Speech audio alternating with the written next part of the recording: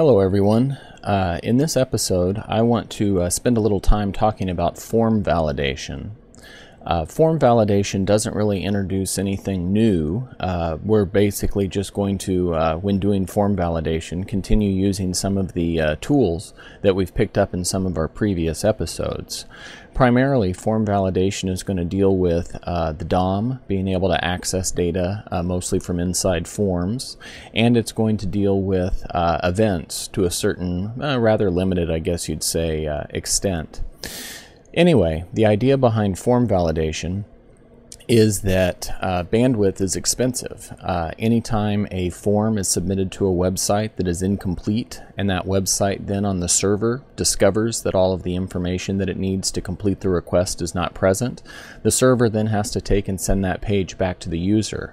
So what's happened is we've had a page submitted, we've had some processor time used, and we've had a page returned, and basically the website's gotten absolutely nothing from it. It's all just been handling errors.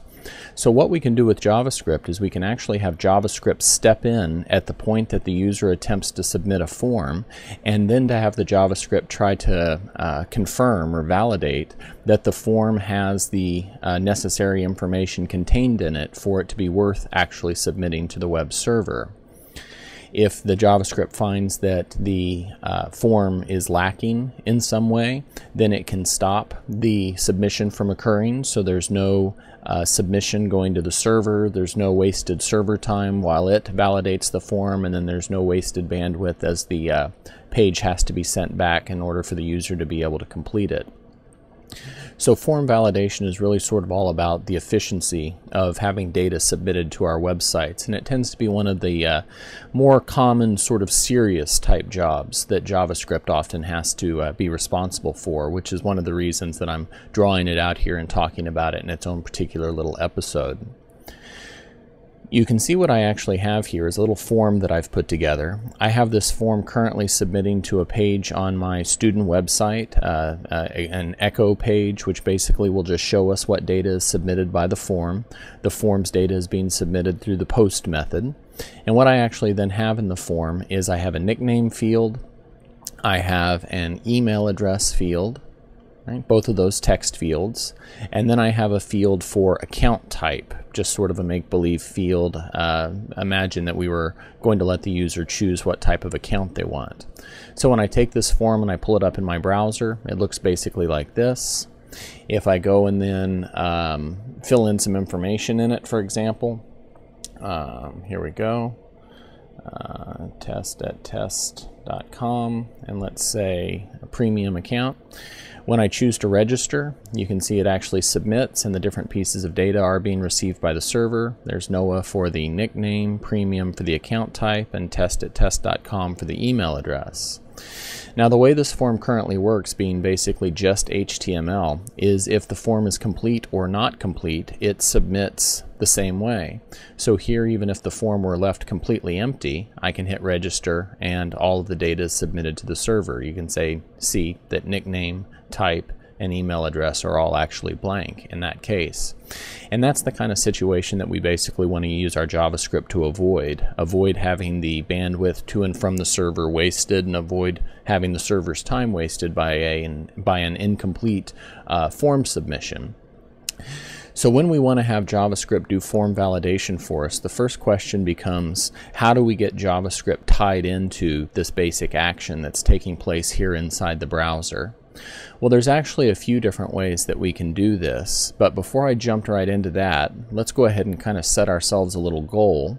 What I'm going to do up here in the head section of my document is I'm going to put in a set of script tags, and inside these script tags I'm going to create a validate function. This validate function is basically the function that I'm going to eventually have actually go through the form and make sure that it's as complete as it can be. For the time being, I'm going to just put an alert in there that says validating. so that we can tell if it's executing or not. Now, of course, at the moment, that function is really in no way related to the form, so if I were to pull the page up now and submit, we would not see that function execute at all. So how do we actually get that function to execute at the time that the user clicks the submit button, but before the browser actually marshals the data and sends it to the server? There's a few different techniques we can use. Let me show you the one that I like least first. What I'm going to do here is I'm going to copy my submit button that I already have. I'm going to comment out the original one. And what I'm going to do here is I'm going to turn this from being an actual submit button into being just a regular old button. And I'm going to give this button an ID. All right, I'll call it submit button. All right. One of the ways that I could actually get the function to execute before the form is submitted is that I could up here in my head section, inside the window.onload event, okay, I could go ahead and retrieve that button by using document.getElementById, like we've done previously. It's called submit button. There we go. And then what I could do is I could actually put in an on-click behavior for that button, where whenever that button's clicked, what it does is it calls the validate function. Oops, something like that. Just assign the function itself to the on-click. So now if I go back over to my browser and hit refresh, my button still looks exactly the same, but when I click it now, you can see what it actually does is instead of submitting the form, what it does instead is it calls my function. It would be that function's job at that point to actually go through and determine whether that form is complete or not. What we could actually do at that point is we could use some other events of the, or some other methods that are present in the DOM to decide whether to actually submit or not. For example, if we were to go through that validate function and we were to find that the form was complete, was ready to be submitted, then what we could do is something like document.form0, meaning of course the first form on the page, and then we find that forms actually have a submit function, so we could do something along those lines where it would first perform whatever validating action we want, and then if the validating action comes back successful, we could have JavaScript sort of programmatically submit the form. And we take a look at that in our browser. If I hit register now, you can see the alert pops up, which is of course the substitute for where I would actually be doing my validation. Right? And as soon as I hit OK, it goes ahead and actually submits. In that case, it's JavaScript ordering the document to actually submit. So one way or another, this works. This is certainly a possibility. The problem that I tend to have with this particular technique, though, is that if JavaScript is turned off in the user's browser, then it's going to effectively render our button down here unusable for the most part. So having our form set up this particular way will work just fine in perfect situations, sort of in a perfect environment. But if somebody has JavaScript turned off, then it basically won't work at all. There will be no way for them to actually be able to submit that form using the submit button. So, like I said, this is not my favorite way to go with this type of thing. What I prefer instead is to just keep a regular old submit button, just like you would put at the bottom of any form. That way, if JavaScript is turned off, we will still have a submittable form, a form that the user can still submit. But then the question becomes, how do we then tie that into sort of the browser's response to them? How do we get our JavaScript to execute at the point where the browser actually clicks the submit button? And it turns out it's actually a pretty easy thing to do. Still here inside the window.onload function, what I could do is I could go to document.forms element 0, first form on the page, and we can discover here that forms actually have an onSubmit event that can be used. So we can actually assign to the onSubmit event our validate function, something like this. All right. If we take a look at that in the browser now, when I hit the register button, you can see that still my JavaScript is executing, right? The way it's set up right now, the form is also automatically submitting.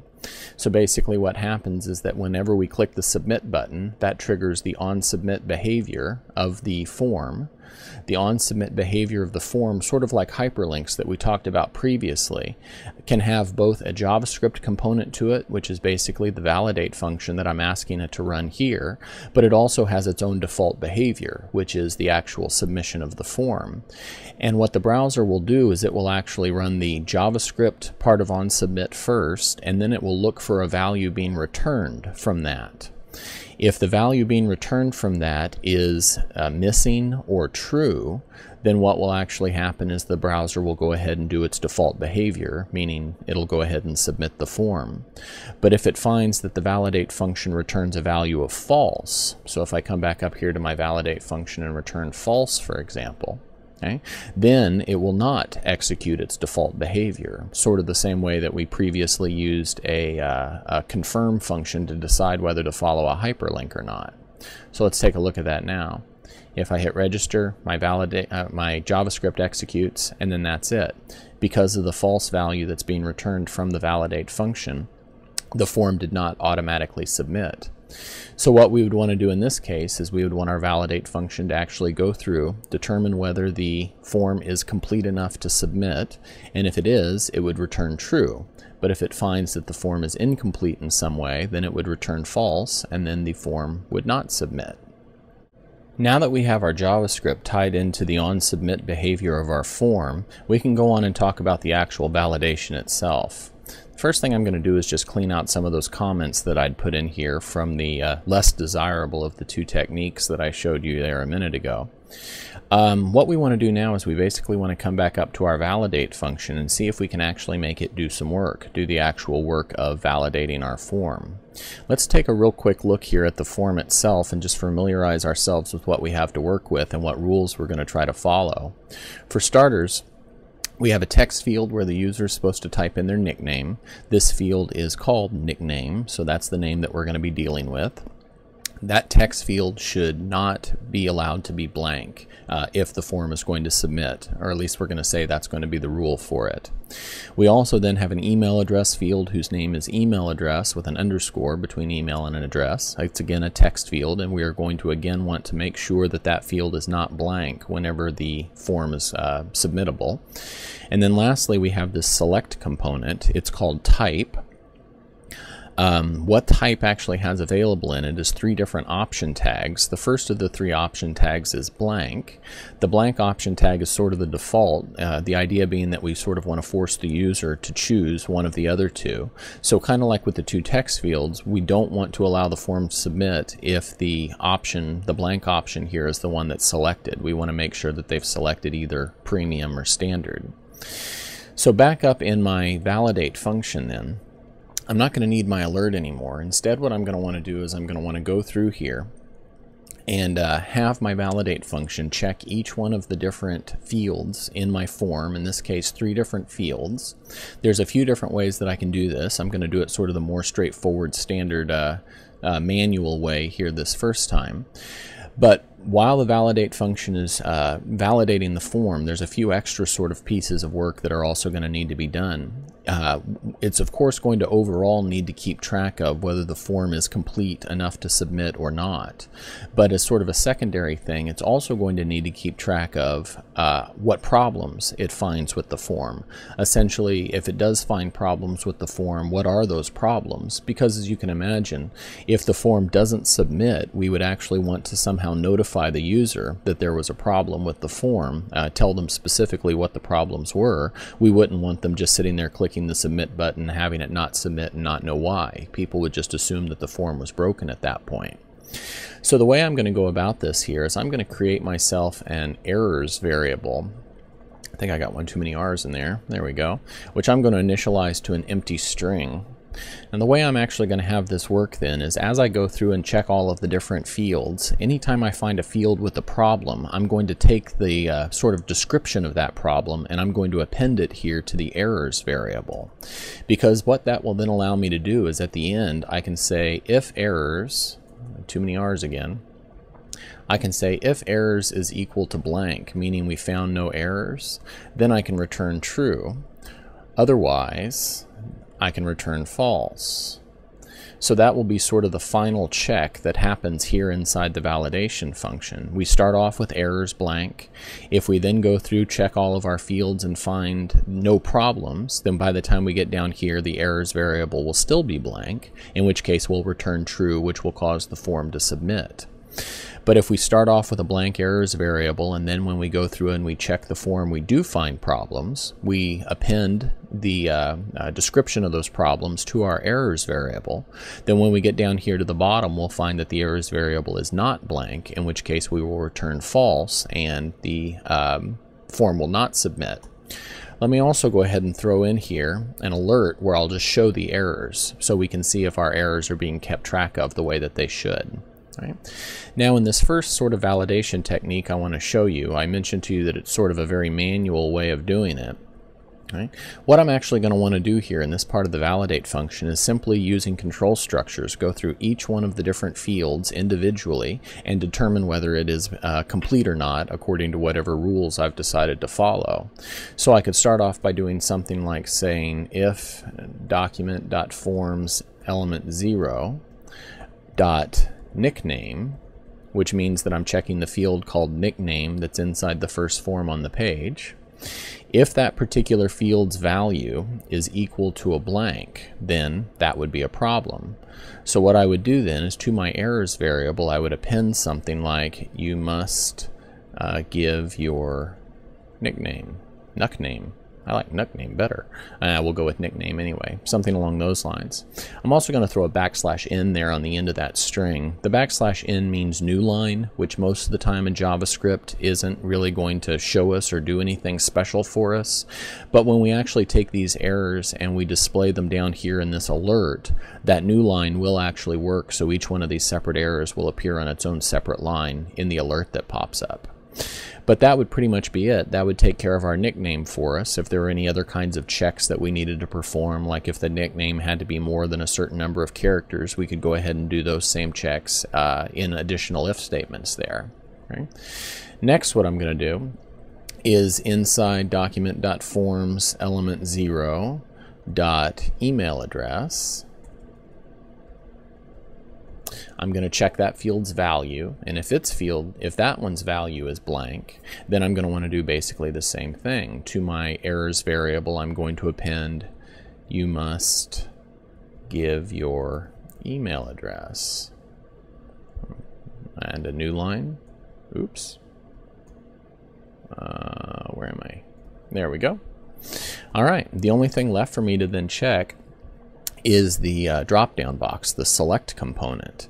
Now the select component is a little bit different because we're not simply dealing with just a regular old value and string like we were with the text fields. Instead, with the select component, what we are going to want to deal with is, well, there is actually a value attribute that we could use. So now that I think about it, we could do it pretty much that same way.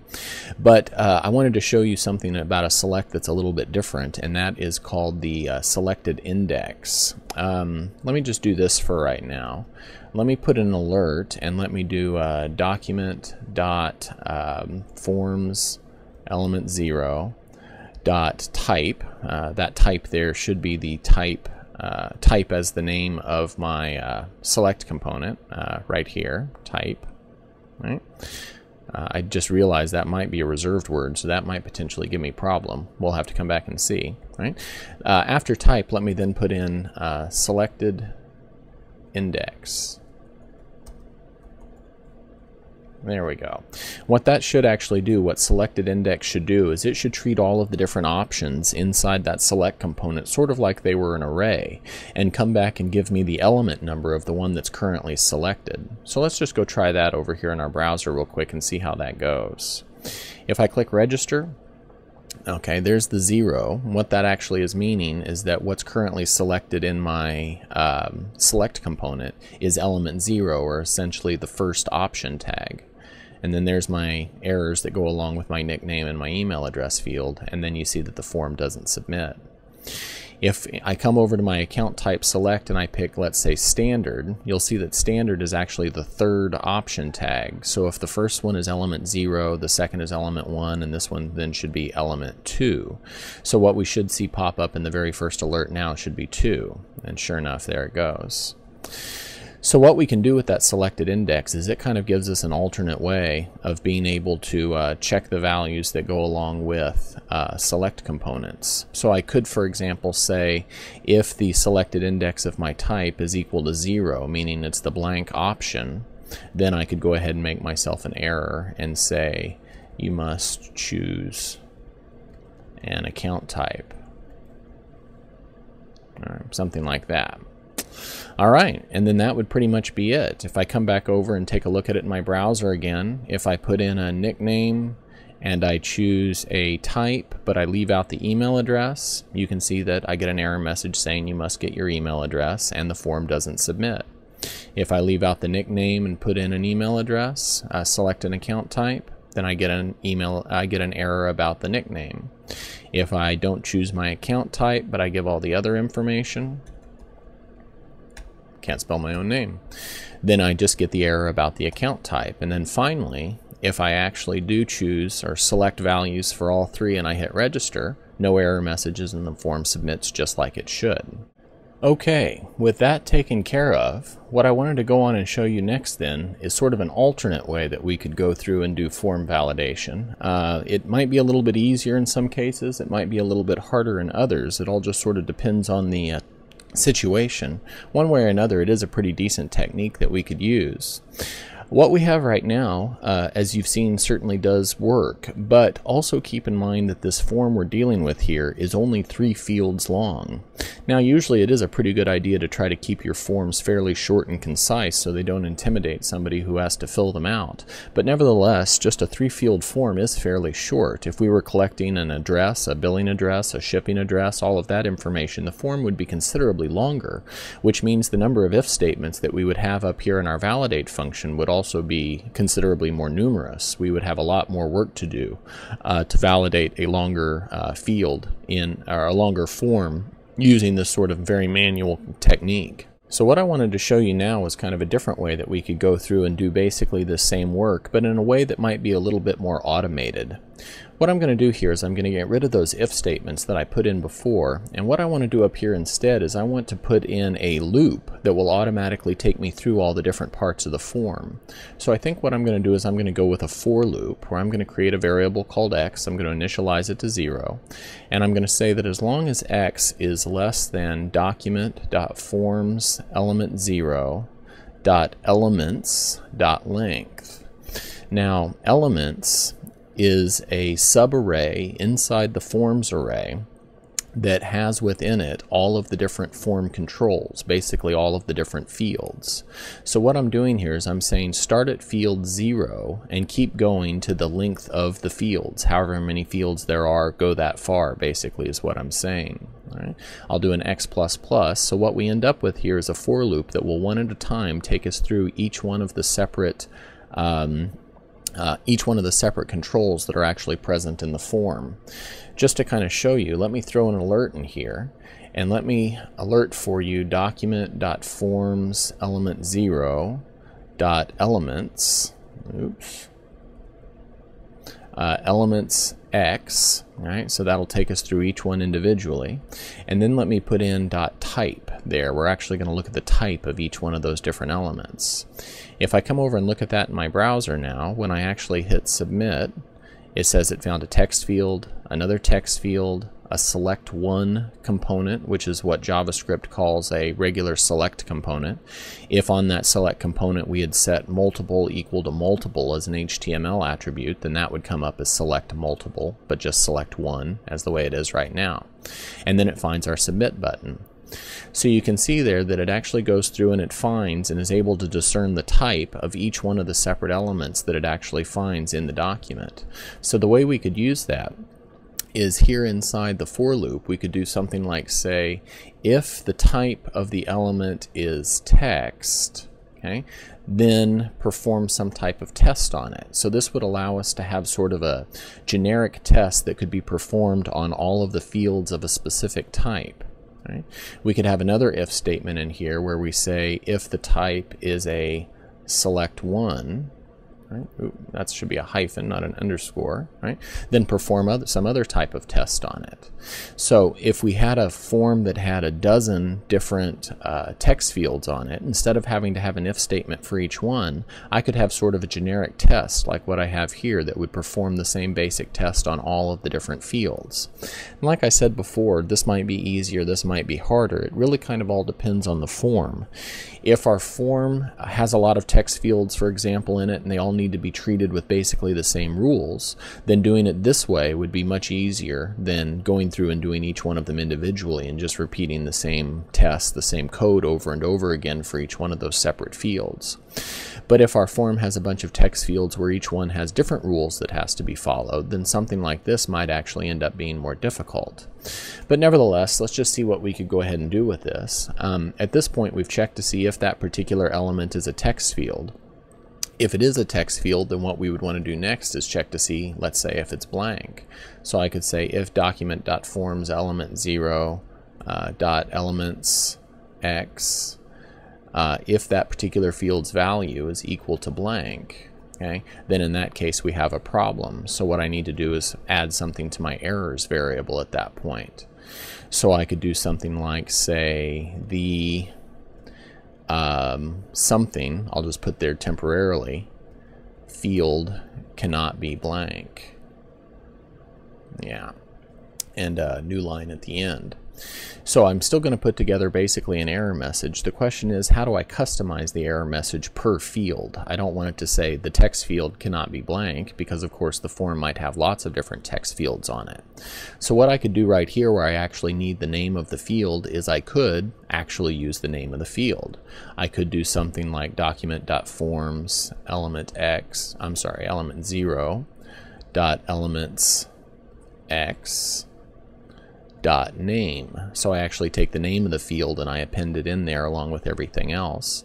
So if I was going to do something like this, I would want to make sure that the different fields in my form actually have sensible names, something that would make sense to the user. Let's see how that works. If I go ahead and submit now, you can see it says the nickname field cannot be blank, where nickname was actually the name of the field that was extracted from the field itself. It says the email address field cannot be blank, where email address was actually the name of the field that it's extracted from the field itself. So that works just fine. That actually works out real well. You can see we're checking both of our different text fields there with the same little bit of logic, or the same little bit of code. And if I had 12 other text fields in this form that also needed just to be checked for completeness, checked to make sure that they weren't blank, this same little set of if statements right here would be able to take care of all of them for us. Okay. Coming down and working with the select component then would be basically the same idea. If we find a select component, then I could simply say if document.forms element 0 dot elements x dot selected index, if it's equal to 0, then we'll call that a problem, and we will do basically the same sort of error message that we had up here. As a matter of fact, I'm just going to copy and paste it. There we go. Except maybe I should change the message a little bit. It's right now going to say the type field cannot be blank. I don't know, I guess that makes sense. So we can stick with that.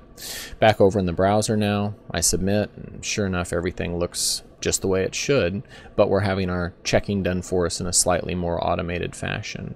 Okay. Go through and try filling in some of the different fields, make sure everything works the way it should, and if everything is complete, okay, the form submits. So it looks like another winning solution, another way that we can actually go through and do the form validation itself. One of the last things I'd like to talk about as far as our form validation solution goes here is actually the way that we're displaying the error messages. Right now the validation is certainly happening. Everything is in essence functioning the way that it should, but it's just not very elegant the way that it is. Right now we're actually taking any errors that occur and having them shown in an alert box. And what you'll tend to find is that users of the web generally don't trust alert boxes too much. We've been stung for too many years by pop-ups that we don't want. People don't read them. Often they're scared to even click on them. They just start shutting their browser down when they see them. So it's typically probably best to avoid those alerts in any kind of real situation where the user may see them. But if we get rid of the alerts, how are we actually then going to show the error messages to the user? Well, what I would actually say is that we could go ahead and keep the errors, right? But what we could do is, instead of popping them up in an alert, maybe we could actually take them and make them a part of the page itself. I think what I might do in order to make this work a little bit easier is, instead of having my errors variable just be a string, I'm actually going to turn it into an array. Something like that. And then every time there's an error, instead of appending it to the string, what I'm going to do is I'm going to push it onto the array. All right. So push there. Push, of course, I think we've talked about previously. It's just going to more or less append. That should be push. Append that piece of data as a new element onto the array. So there we go. We end up pushing everything onto the array. Down here for our error checking at the end, where previously we were checking to see if the string was blank, what we could do now is we could say if the length of the array is equal to 0, meaning that no errors were added to it, then go ahead and submit the form. Otherwise, okay, we're not going to show it as an array there. We'll do something else with it. Otherwise, we'll return false, right, and not submit the form. So with all of those errors stored in the array, what I could do here is I could either write in some code or maybe call another function to keep it a little bit cleaner that will actually display those errors to the user on the page itself. To make that a little bit easier, I'm going to actually come down here to the page itself, and I'm going to put in a div down here. I'm going to call it the errors div. Right? And what I want to do is I actually want to have JavaScript insert into that div all of the individual error messages that may be there inside the errors array. What I'll do is I think I'm going to call a function. I'm going to call it show errors. All right?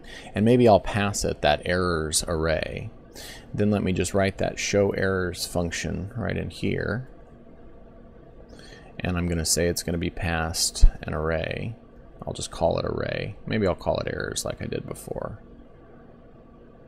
Yeah, I'll just call it errors. Same basic name I had before. I don't think that'll be too confusing. Okay, so here inside this function then, I want to have it go through and take each one of the individual elements of that array, turn it into a text node, put that text node into a paragraph, and put that paragraph into the div that's a part of our page.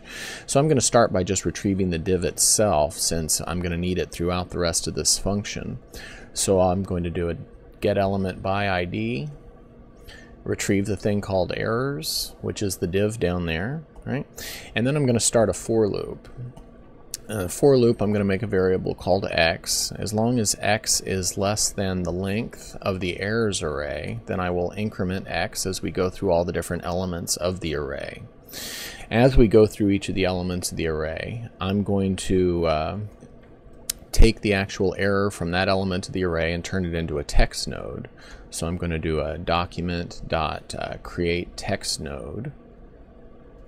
Right? And the actual text I'm going to put in it is going to be the text from that particular element of the array. So that gives me my text node. Next thing I'll do then is I'll create a paragraph. So I'm going to do a document.create element. And I want to create a paragraph. Oops. There we go. I want to take the actual text node, the error itself, and put it into the paragraph. So I'm going to do a p.append child error. So put the error into the paragraph. And then the last thing I would then need to do is I would need to take that paragraph and put it into the div. So I'll do div.append child p. Something like that. All right. Let's take a look at it in the browser and see if that works. Right? If I try to register now, there we go. I get all of my errors showing up right there as page content, so the user can still see all the errors and they can see it without having to use an alert. I could of course use a little CSS in there to kind of style that up. Up here in my head section I could put in some style tags and say for the errors div set the color to red, let's say. And I try to submit again. There we go. That's it. If I try to submit a second time, you can see that every time I submit, right, it just keeps adding on to that errors div until eventually the page is reloaded. So one other thing I could do in here to make this work a little bit better would be to actually clear all the errors out of the div before I try to display any new errors in it. The idea being that if there is a problem with their email address, let's say they put in their name and their account type, right? Then I get an email address error. But let's say for whatever reason they at that point go back and erase their name but put in their email address. If they hit register again, they still get the email address error is still showing up there, so that it might be a little bit confusing. So it'd really be better if we cleaned out all those errors before we showed a new batch of errors, so the user's only seeing what's current at any one particular time. So to clear out old errors, what I'll do here is just before I call the show errors function, I'm going to call clear errors, another function that I'm going to make up. All right. Here's the clear errors function. Right. It's going to retrieve the errors div the same way that the show errors function did, but what I want to do here is I want to go through and basically empty everything out of it. So what I'm going to actually do here is I'm going to put together a while loop. For the while loop, I'm going to say while div dot, and now I have to remember the name of this function, has children, maybe. Okay, while div dot has children, then div dot remove child, div dot first child. Boy, that doesn't seem right at all. I don't know. Let's see what happens. Reload the page, hit register again. Yeah, that's definitely not working. I don't think I'm remembering the names of all of my functions the way I should. Let's see. We're actually not getting any errors, though. That's kind of peculiar. Very interesting. I am calling clear errors. This is my clear errors function. Let me throw an alert in here. Clearing errors, just to make sure that this function is actually getting called. Yep, it says it's clearing the errors. Says it's clearing the errors. So there simply must be something wrong with what I'm doing down here. Let's see. Okay, I think I remember what I needed. What I need here for my function is a function called hasChildNodes. I think that's what I did wrong. The hasChildNodes function should return true or false, depending on whether there's actually any children, any other nodes, any other elements inside this div. If there are, then that's when we'll try to remove the children, the first child, and keep removing the first child until there are no more child nodes. Let's see if that works. So I try to register. Clearing errors. There's my 3 errors. I try to register again. Still just 3. There we go. So that seems to have cleaned it up. I can take this alert out now. And if I take a look at it, if I put in a nickname, no email address, and select an account type, I get an email address error. If I then take out the nickname and put in an email address, I only get the nickname error. So that cleans that up very, very nicely. The one other thing that we might do with this little bit of form validation and making sure that the user is clear about exactly what's wrong with the form is, in addition to actually showing them the error message here on the page like we're doing, which is pretty effective by itself, it might also be nice if we could actually mark the field somehow so that they could sort of have a visual indicator of what fields it is they need to pay attention to. Maybe, for example, if a field had a problem, we could set that field's background color to red. That would be a fairly easy thing to do as well. Up here inside the form validation part of our validate function, whenever we find a field that seems to be an error, in addition to actually creating an error message in the errors array for it for later display, what we could also do at that point is we could go ahead and manipulate its CSS properties to make it visually distinct from other fields that don't have any errors. So I'm going to do document.forms element 0 elements x dot, let's see, that's the one we want. So dot style, let's do dot background color. And let's set it to, let's say red. All right. And then let me do the exact same thing right down here. All right, let's see how that works. All right, so now if I submit my form, not only do I get my red errors, but I also get the fields themselves turning red. If I put in a nickname, oh, it stays red. Let me reload the page here, right? If I actually had in a nickname and let's say I selected an account type and then submitted, right, it not only tells me that there's an email address error, but it also highlights the email address field for me. So that works real well too. One other thing that we could do to clean that up a little bit is I really don't like having the CSS color here inside the JavaScript all that much. And since we already have a section down here for CSS, I've already put in a set of style tags. What I could do, for example, would be to put in maybe a class called inError, where I could then set the background color to red or whatever color I actually want. And then what I could do with my JavaScript is I could actually have it assign that class to anything that it finds that's an error. That way I don't have to have the actual CSS setting of the color in up here. Instead, whenever I find an element that has a problem, I could just set its class name attribute equal to inError, like that. So it keeps my JavaScript and my CSS a little more separate and distinct that way. And let's go see if that works all right. Reload. Let's put in an email and select an account type. And sure enough, you see we still get the red background color, and it'll be a little bit more maintainable, because if I decide I don't want a red background, I instead want a yellow background, for example, then I can just make the change in my CSS where that kind of thing belongs. And then when I see it back in my browser again, there you go. You can see I get that yellow color. So things are a little bit more separate and working a bit better that way. The only other thing I wanted to mention to you about doing form validation with JavaScript is that JavaScript can't do all types of validation. There are some types of validation where JavaScript just simply doesn't have access to the data it needs to be able to validate everything about a form. For example, here with this form, in addition to making sure that the user provides a nickname and an email address when they register, we might also want to make sure that that nickname hasn't already been used. If it was going to be used, for example, as a login name, we would need to make sure that was unique. Well, JavaScript doesn't have access to all of the different nicknames that are stored in our database from previous registrations, so there really isn't much of a convenient way anyway, that JavaScript could do that validation for us. Same sort of thing here with the email address. If somebody's already registered using that email address, right, we would expect the email address to always be unique, and JavaScript could not perform that type of validation. So JavaScript is always going to be sort of the front line in validation, but there's also going to be validation that later will have to be performed on the server. But JavaScript is a good start and should be used whenever you want to save the trouble of having forms submitted that may not actually be complete.